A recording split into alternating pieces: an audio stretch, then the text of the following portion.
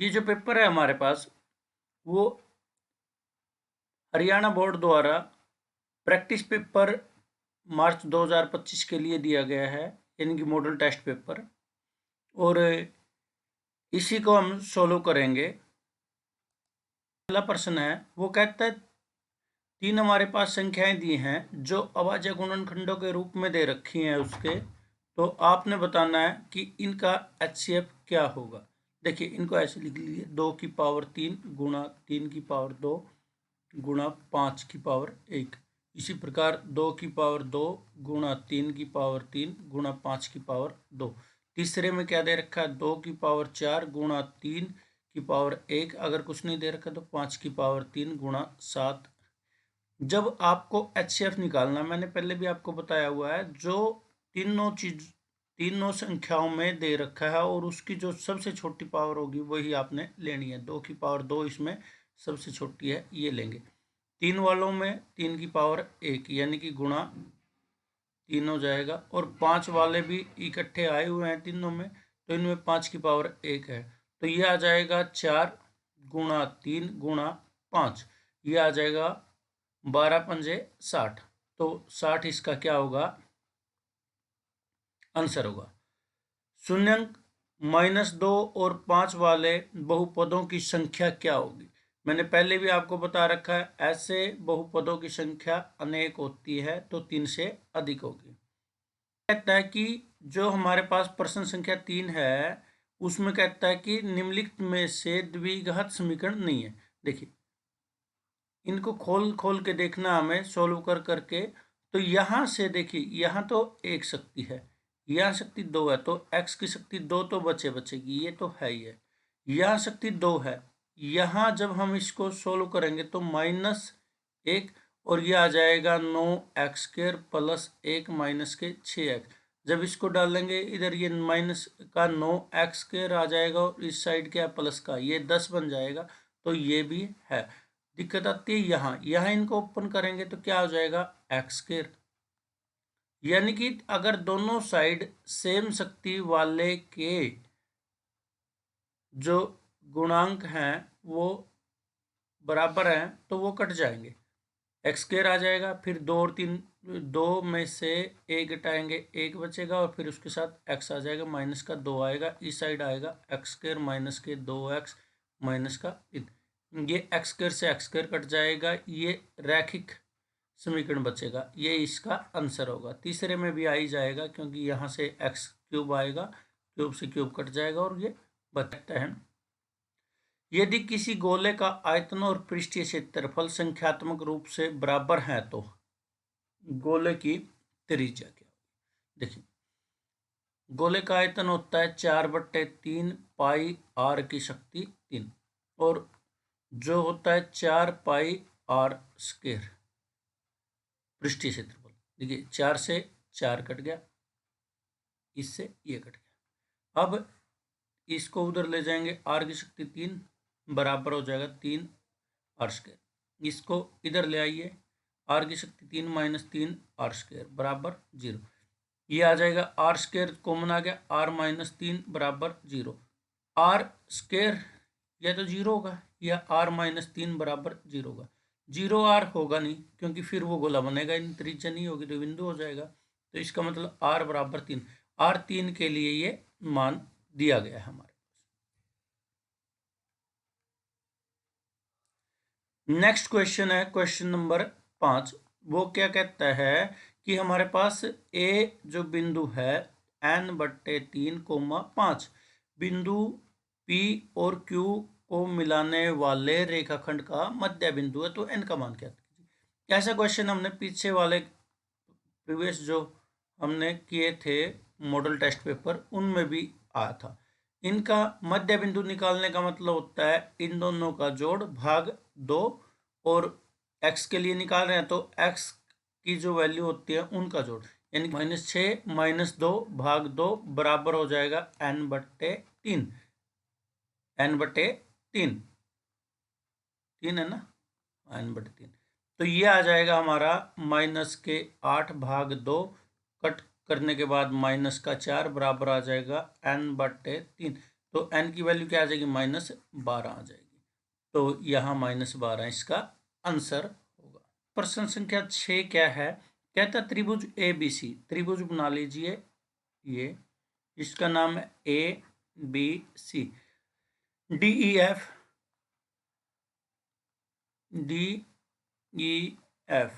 ये दोनों के दोनों समरूप हैं। कहता A47 है जी, तो इसका मतलब ये भी कितना होगा, 47 होगा। ई ये है कितना है, 83, तो ये भी कितना होगा, 83। तो ये कोण निकालना है। अब आप आराम से निकाल सकते हो, 83 + 47 ये आ जाएगा 130, बाकी 180 में से घटाएंगे तो आंसर हमारा कितना आ जाएगा, हमारे पास 50 आंसर आ जाएगा, क्योंकि त्रिभुज के तीनों कोणों का योग क्या होता है, वो होता है हमारे पास 180 डिग्री। प्रश्न संख्या 6 क्या है, ये थी। अब प्रश्न संख्या 7 क्या कहती है, कहती है AOB क्या होता है, वो होता है 125। यहाँ मिसप्रिंट है, COD निकालना है, ये 125 नहीं है। बोर्ड वालों से भी थोड़ी बहुत मिस्टेक हो जाती है प्रिंटिंग। तो आपको पता है कि हमने क्वेश्चन किया था, एक्सरसाइज है हमारे पास 10.2 का 13वां।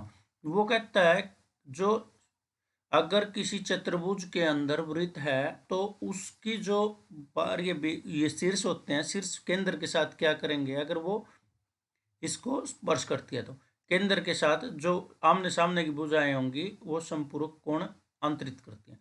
तो ये और ये कितना होगा, 125 प्लस ये कोण है COD, दोनों को मिला के 180 होता है। तो COD का मान कितना आ जाएगा, 180 - 125, तो ये 55 का मान आ जाता है। तो हमारे पास D आंसर आ जाएगा।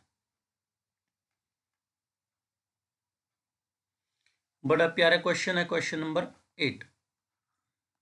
कहता है टेंजेंट का मान है जो क्या है, टेंजेंट जो हमारे पास थीटा है वो है A/B। तो ये हमारे पास इस तरह का होता है, क्योंकि टेंजेंट हमारे पास क्या होता है, लंब बटे आधार। अगर यहाँ थीटा तो ये क्या आ जाएगा, इन दोनों का स्क्वायर का जोड़ करना आ जाएगा। अब हमारे पास कोस थीटा पूछा है, कोस थीटा होता है आधार बटे कर्ण। आधार क्या है इसमें, B, यानी कि B/, ये आ जाएगा वर्गमूल A² + B²। ये हमारे पास 20 का ऑप्शन आ जाएगा।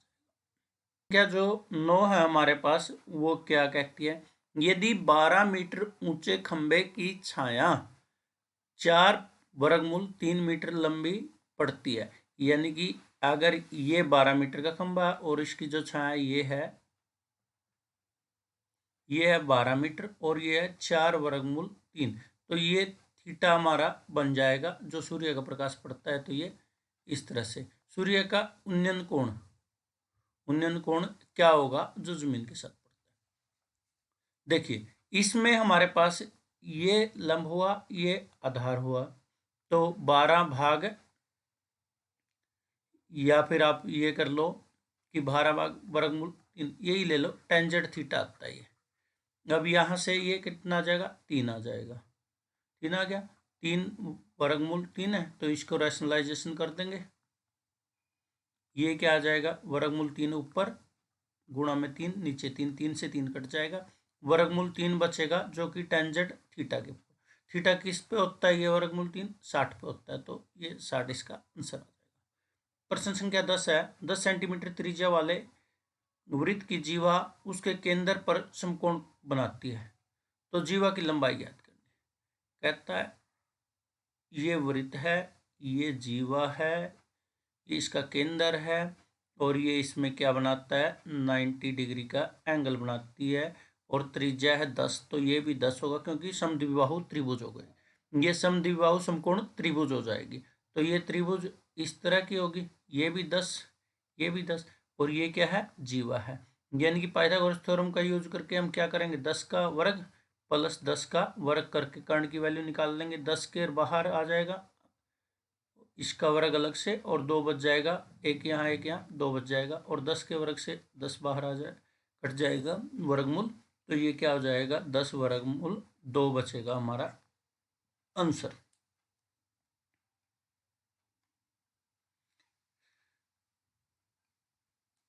क्वेश्चन संख्या जो प्रश्न संख्या 11 है वो कहता है 2 9 x + 6 2 x + 3 5 10 5 के लिए माध्य 7 है, यानी कि सभी का जोड़ 2 + 9 + x + 6 + 2x + 3 + 5 + 10 + 5, इन सभी संख्याओं का माध्य कितना दिया हुआ है 7। माध्य निकालने का तरीका जितनी संख्या है उतना से ही भाग करना, 1 2 3 4 5 6 7, ये 7 है, तो ये कितना आ जाएगा 7 की 7 से गुणा 49, और ये जोड़ेंगे 11 11 और 6 17 17 और 3 हमारे पास 20 20 30 40, ये 30 हो जाएगा और 40 हो जाएगा, टोटल हमारे पास कितना आ जाएगा 40 प्लस ये 3 x बच जाएगा। 40 को उधर ले जाएंगे तो घटाएंगे तो 9 आ जाएगा 3x, तो ये x की वैल्यू क्या आ जाएगी 9/3, कटने के बाद 3 आ जाएगी, तो हमारे पास डी आंसर 3 आ जाएगा। अब 1 से 40 तक टिकटों का जो 12वां क्वेश्चन कहता है हमारे पास संख्याएं हैं और उनमें 5 से भाग होने वाली कितनी है 5 होगी 10 होगी और लास्ट में 40 होगी, टोटल मिला के 8 हो जाती है, तो 8 ऊपर आ जाएगा 40 नीचे आ जाएगा, कटने के बाद 1/5 हमारा आंसर आ जाता है।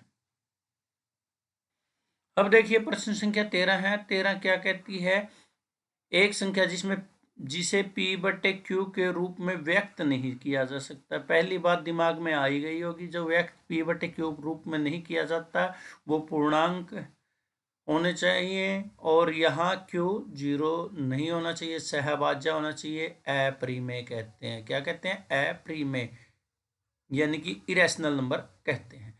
5 सेंटीमीटर त्रिज्या वाले प्रश्न संख्या 14 है। 5 सेंटीमीटर त्रिज्या वाले वृत्त के बिंदु P से स्पर्श रेखा PQ जो केंद्र O से होकर जाने वाले एक तक इस प्रकार मिलती है कि, ये देखिए ये क्वेश्चन दे रखा है, ये O केंद्र है, ये बाह्य बिंदु Q है, यहाँ से स्पर्श रेखा है, ये P बिंदु है, OP इसकी त्रिज्या है, PQ स्पर्श रेखा की लंबाई है, ये 5 दे रखी है, ये 12 दे रखी है, हमें स्पर्श रेखा की लंबाई ज्ञात करनी है, तो हमारे पास स्पर्श रेखा, तो ये देखिए ये हमें निकालना होगा, तो पी क्यू का जो स्क्वायर होगा वो क्या होगा ओ क्यू का स्क्वायर माइनस ओ पी का स्क्वायर, क्योंकि हमारे पास पाइथागोरस थ्योरम लगाते हैं तो यहाँ से लगाया, तो देखिए 12 का वर्ग 144, 5 का वर्ग 25, ये 5 है, अभी कहीं 3 सोच लो, तो ये आ जाएगा इसमें से 9 और एक वर्गमूल 119 आ जाएगा।